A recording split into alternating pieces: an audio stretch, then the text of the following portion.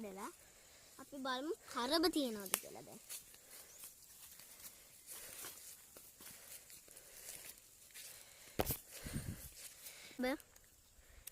පේන තුනට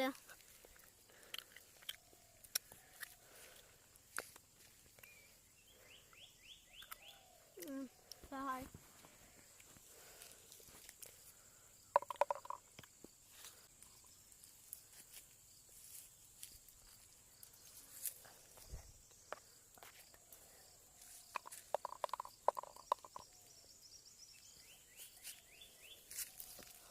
තරම් තියෙනවා.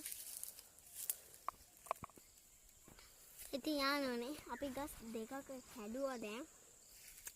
ඉතින් අපි තව තියෙන ගහ හැබැයි මේවා කිරි නම් තියෙනවා කන්න හොඳ නැහැ මෙහෙම නම්. හොදලා කන්න නැත්නම් කට තුවාල වෙන්න පුළුවන්.